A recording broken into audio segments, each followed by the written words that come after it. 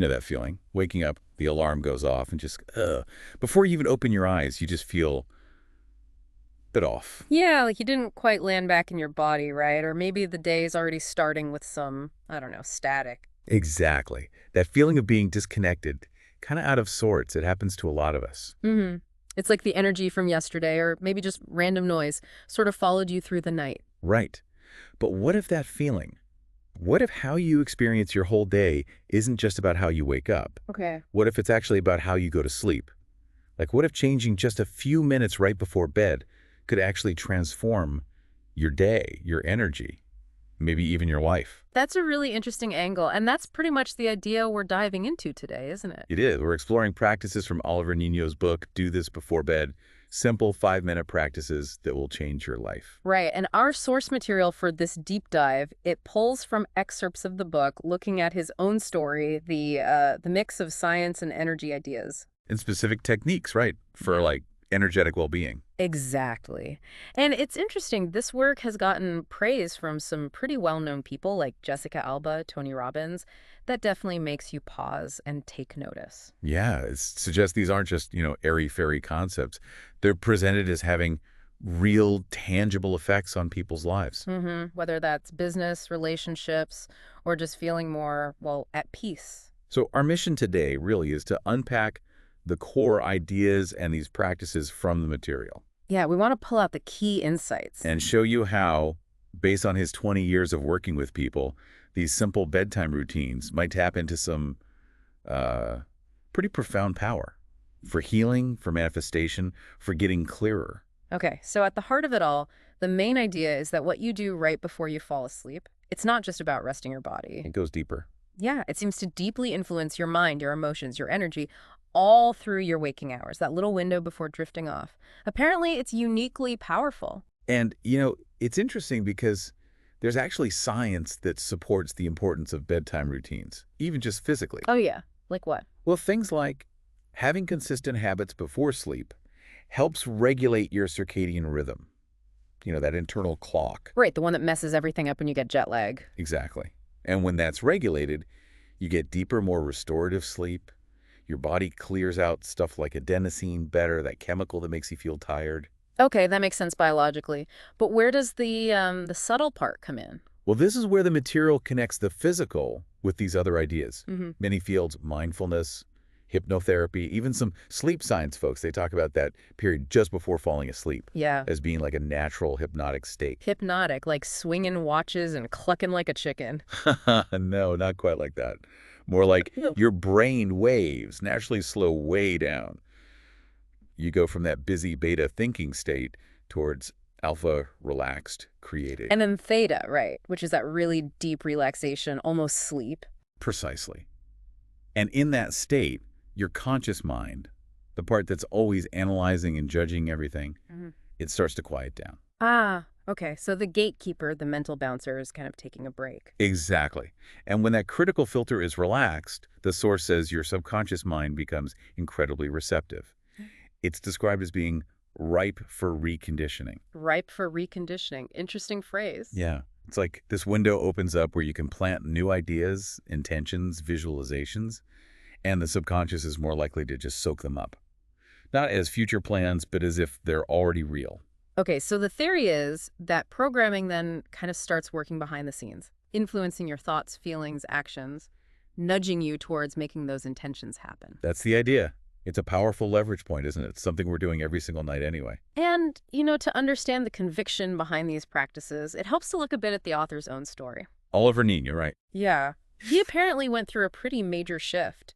From privilege to his family facing bankruptcy, displacement, he ended up in a new country at 18. Wow, that's rough, especially at that age. Definitely.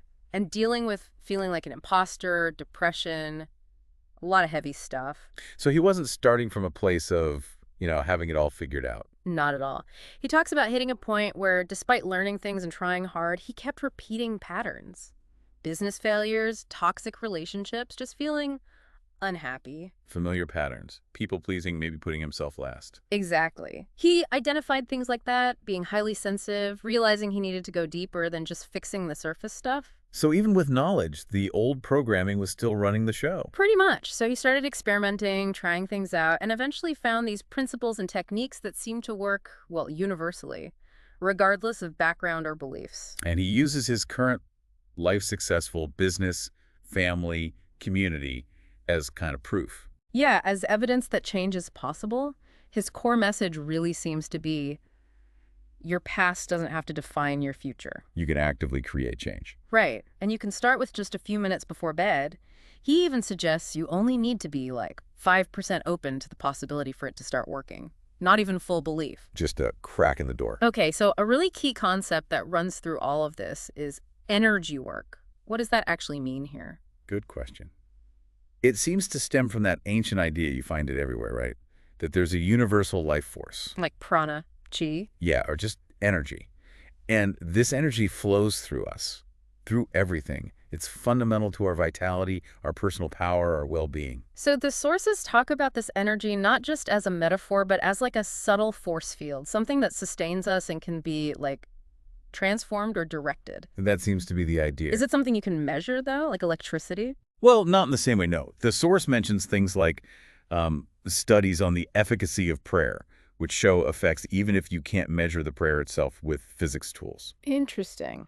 It also mentions Kirlian photography trying to capture the aura or energy field, though it notes that's still debated. Right. So the emphasis isn't necessarily on strict scientific proof for everything, but more on recognizing that this subtle energy realm seems to have an impact. I think so. And the connection to bedtime is key. Why is doing energy work before sleep supposed to be so potent? Well, it goes back to that state we talked about just before sleep, bypassing the conscious filters. Ah, okay. So when you intentionally work with energy, then maybe releasing stuck energy or directing positive energy, the idea is it bypasses those conscious doubts and blocks. And integrates more directly into your subconscious, your energy field. Exactly. Making it potentially more powerful than, say, trying the same visualization when you're wide awake and your analytical mind is fully online. Now, it sounds simple, doesn't it? Do this before bed. But why do people still find it hard to get started or stick with it? Yeah, the source actually addresses that.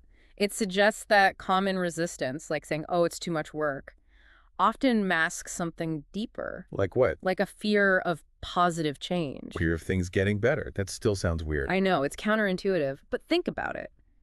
Change, even good change, pushes you out of your comfort zone. Right. The familiar, even if it's not great, feels safer than the unknown. Exactly. So leveling up, as the source puts it, can bring up insecurities you didn't even know were there. The practices are designed to sort of gently help you navigate that discomfort. So feeling resistance isn't a sign it's wrong, necessarily. It's maybe part of the process. That seems to be the message. Another thing that comes up is meditation. Is that required? Good point. A lot of people struggle with traditional meditation. Right. And the source acknowledges that. While it's powerful for some, a strict daily meditation thing isn't for everyone, and apparently wasn't the author's path either. The key is finding practices that resonate with you, that feel sustainable for you. Okay, that's helpful. And practically, what about the time commitment, establishing a routine? Well, initially, learning them might take, say, 20 to 30 minutes, but the goal apparently is to get them down to a consistent 5 to 10 minutes each night, maybe after about a month. 5 to 10 minutes. Okay. That feels way more doable than like an hour-long ritual. Definitely. And the source also gives practical tips. Winding down tasks, maybe a short walk, showering, and crucially, setting boundaries with electronics. Oh, the phone. Turn it off, maybe put it in another room. Yeah, exactly. And maybe setting a cutoff time for work stuff too, like no work after 5 p.m. if possible. Makes sense. What if you share a bedroom, though, and your partner has a totally different routine? Yeah, that's a common one. The advice is basically respectful communication. You can still do your practices, quietly journaling, visualizing, listening to calming music while they do their thing. It's about integrating your practice respectfully. Okay. And the source also makes a point about progress, right? It's Yeah. not always fireworks. Exactly. It stresses that progress can be subtle, especially at first. You need to kind of Learn to notice and celebrate those small shifts. Because the lack of instant, flashy results is why people quit. That's what it suggests. But consistency builds momentum, and as you practice, you supposedly become more sensitive, better able to perceive those subtle changes, which then add up quickly to something more significant. Okay, let's get into some of these practices then. The first foundational one sounds really important. Clearing and opening your third eye, ears, and heart before sleep. Why is that step one? Well, it's highlighted as crucial, especially if you're sensitive or identify as an empath, because throughout the day, you tend to absorb energy from others, right? Oh yeah, their stress, their negativity. Yeah, exactly. You might not even realize you're doing it, but carrying all that absorbed stuff into sleep, that can lead to restless nights, bad dreams, waking up feeling heavy, drained. Yuck. So the intention here is basically to consciously wipe the slate clean before bed, release the external stuff, and get back to your own energy. That's it. Reclaim your energetic space for proper rest. The steps involve visualization. First, the third eye, that spot between your brows. Yeah. Imagine light coming down, clearing out any mental gunk, negative thoughts, worries, and filling that space with clear, positive energy.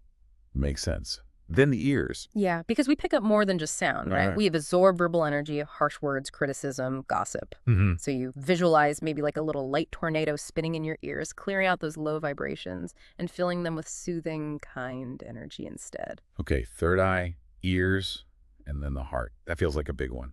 It is. The source describes the heart as having the body's largest electromagnetic field. It's seen as a major storage center for energy, especially emotional energy, and toxic attachments. Attachments to people, situations. Yeah, old heartbreaks, resentments, maybe energetic cords linking you to draining situations or people. So you visualize light swirling around your heart center, pulling all that out, anything that doesn't belong. And then you fill it back up. Right. Imagine that space filling with vibrant, warm light representing love, joy, pure rejuvenation, making your heart feel light and bright.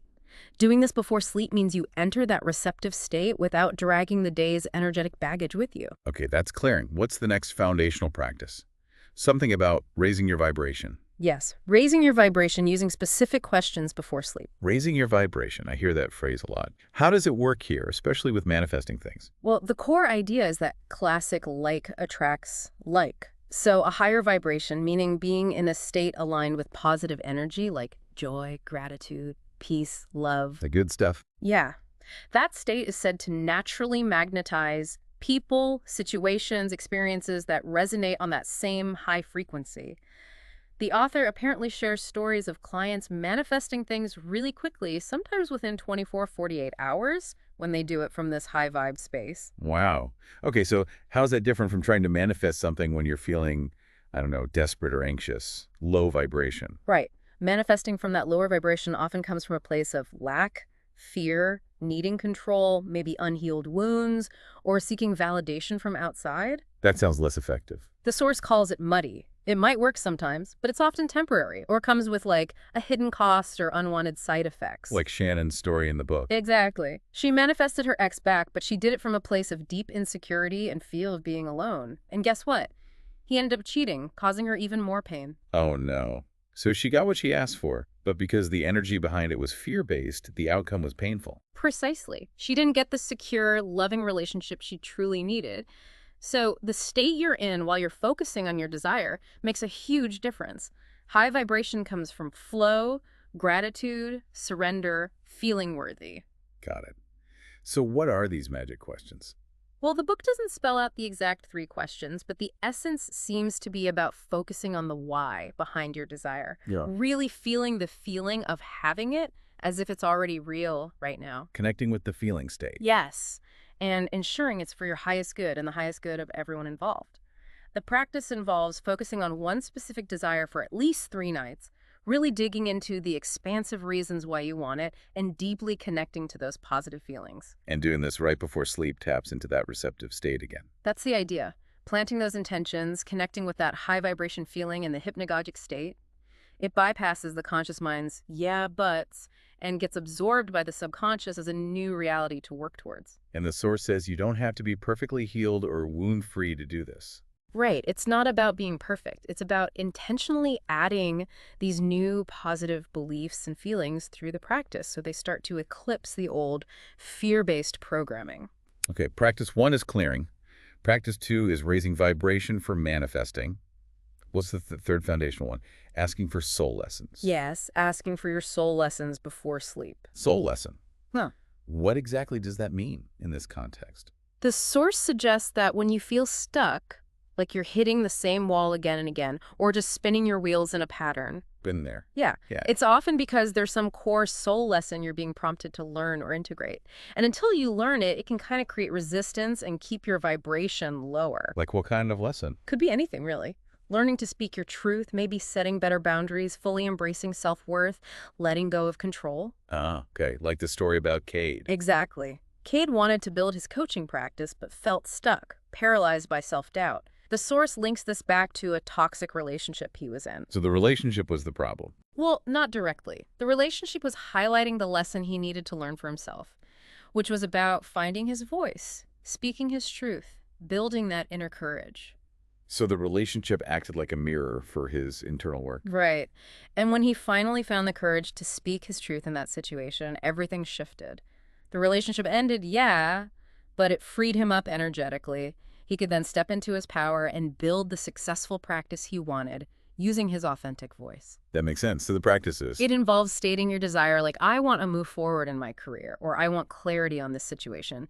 Then consciously letting go of how it needs to happen. And then just before sleep, asking something like, what are the soul lessons I most need to learn right now? Oh. Or maybe, what do I need to express in my life to move into a higher vibration? The idea is to open yourself up to receiving clarity or guidance on that lesson during sleep, when your subconscious is most receptive. Okay, those are the 3 core foundational practices. But the book seems to connect these bedtime techniques to lots of other life areas too, right? Yeah. Offering specific tools. Absolutely. It branches out quite a bit. One big area is setting boundaries. Always a popular topic. For sure. The source really emphasizes that boundaries, physical space, your time, verbal boundaries are crucial for protecting your energy, your vibration from being drained. Like Carly's story. Dealing with a toxic workplace, a friend who took up all her time. Yeah, and needing to set clear verbal limits with her kids after work just to have some space. The bedtime insight here is using that clearing practice to intentionally release any energetic cords or attachments related to where boundaries were crossed during the day. So you don't carry that resentment or depletion into sleep. Exactly. Clearing it before sleep helps you enter that receptive state feeling stronger, more centered, and better able to uphold boundaries the next day. And interestingly, the source suggests that as you raise your vibration overall with these practices, you might naturally start attracting situations that fill you up so you don't need to enforce boundaries quite so hard all the time. Interesting. What about fear and anxiety? Another huge one. The source distinguishes between useful fear, like an alarm bell, and that more debilitating anxiety, the dread and worry about the future that can just take over. Like Eileen's story, her anxiety was linked to being extremely empathic. Yes, absorbing others' fear intensely. A key idea here is viewing anxiety sometimes as excess energy, whether it's absorbed from outside or generated by old internal patterns. And you can't just think your way out of it if it's energetic or trauma-based. Right. So the bedtime practices focus on intentionally releasing or channeling that excess energy before it disrupts sleep or gets locked into the subconscious during that receptive phase. Things like cutting cords, visualizing, snipping energy links to anxiety-inducing people or situations. Or soak up the sun, though that sounds like a morning thing. It's often recommended for morning, yeah, but the principle of releasing accumulated energy applies. The main goal is preventing that anxious energy from embedding itself while you're in that suggestible pre-sleep state. Makes sense. What about healing, grief, trauma, physical health? That's a major theme, too. It touches on how trauma, big T or little t, and intense grief can leave energetic patterns kind of stuck in the body.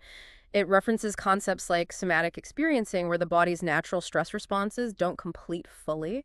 Matt's story really stood out there. Facing a health crisis forced him to deal with old grief and trauma. Yeah, from childhood estrangement, addiction, and processing that actually led to family reconciliation and his own healing work.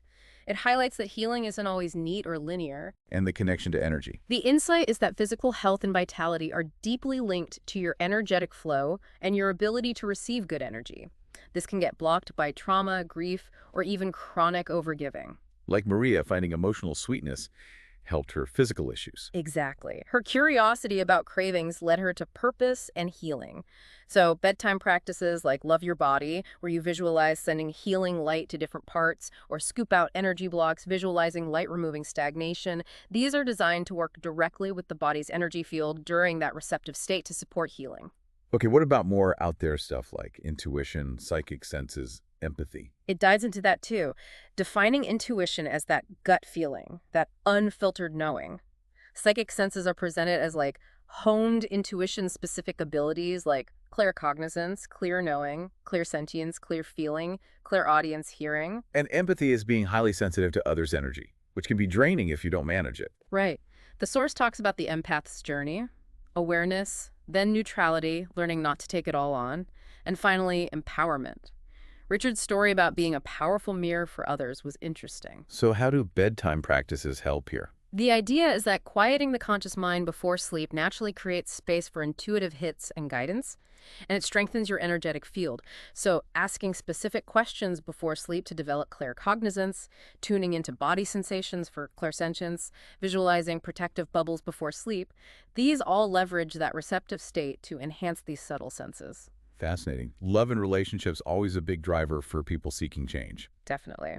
The source acknowledges that deep desire for connection, but points out how often it gets distorted by past wounds, especially from childhood. Attachment style. Yeah, understanding your attachment style, secure, anxious, avoidant, disorganized, is presented as key to seeing patterns. We often unconsciously attract partners who mirror those early dynamics with our caregivers. Like Alana realizing she kept attracting emotionally unavailable men, just like her father. Exactly. So the core insight is heal those underlying childhood wounds first, and you'll naturally start attracting healthier, more secure relationships. The specific bedtime practice mentioned is releasing blockages from the heart, using visualization with pink or rose light to work on healing relational trauma in that receptive state. Makes sense. Mental focus and clarity. How does bedtime help with that? The principle here is where attention goes, energy flows. So if you're struggling with focus or achieving goals, it's often linked to internal conflict or an environment that's energetically noisy or draining. Like Jaya needing to remove herself from that chaotic work environment to find clarity. Right. The bedtime insight is using practices before sleep to identify and release those energetic distractions or power robbers that fragment your focus during the day. One practice mentioned is creating a not-to-do list, consciously deciding what energy drains you'll stop engaging with. Programming that intention before sleep helps free up resources. Okay, nearly there. Peace and happiness. These are framed not as things to chase outside yourself, but as internal, high-vibration states you generate from within. But we often distort them by tying them to external conditions or old survival rules. Like Amelia, who linked her happiness to excessive controlling charity work because of old patterns, leading to burnout. Exactly, until she loosened those internal rules. The insight is that peace and happiness often emerge naturally as byproducts of deeper healing. Bedtime practices help anchor these states. Get to the core feeling involves recalling a memory of peace or happiness and really feeling it in your body before sleep, programming your subconscious with that state. And the joy journal. Yeah, that's about actively noticing and listing joys, big and small. Doing that raises your vibration and trains you to see abundance, which is a great state to carry into sleep. Lastly, purpose. Right. Feeling lost, the source suggests, isn't always about finding a specific job title. It's often a deeper search for who am I and connecting with your soul. Purpose is seen as having two parts: soul purpose, being authentic, and human purpose, activities that express that authenticity, often through service. Like Lorena, finding her purpose in counseling after healing her own wounds around feeling like an outcast. The bedtime practice here is simple: asking, who am I? Questions before sleep. Yeah. Not demanding an answer, just planting the questions to allow clarity and guidance about your authentic self to surface from your subconscious or higher wisdom during sleep. So yeah, pulling all those threads together. The main takeaway from the source material is really about the power of these simple, consistent practices done with intention right before bed. It's like hijacking that natural process of falling asleep, using that receptive state to actively work with your energy, your mind, your emotions. Exactly. Bypassing the conscious roadblocks and deliberately inviting positive change. It really is quite something, isn't it? To think that this thing we all do every night, falling asleep, could hold so much potential power for, well, transforming things. Yeah. Based on these ideas anyway. And the tools feel quite accessible. Yeah, practical ways to maybe tackle common struggles, whether it's anxiety, feeling stuck, relationship patterns, needing more clarity or peace. It connects to so much. It definitely reframes bedtime from just a passive shutdown to an active opportunity. Okay, so here's a little challenge maybe, directly inspired by the book and just our encouragement for you listening right now. Go on. Pick just one practice, or maybe two if you're ambitious. Yeah. Whichever one really resonated from this deep dive. Maybe it's the clearing, maybe asking for a soul lesson, maybe anchoring that feeling of peace, Okay. and just commit to trying it Mm. consistently. For a short time, like the author suggests, maybe the next few nights, maybe a week. See what happens. Pay attention to the shifts, right? Yeah. Even the subtle ones in your energy, sleep, how you feel during the day. Exactly. It's just an experiment. Notice what you notice. Yeah, applying intention and seeing the results for yourself.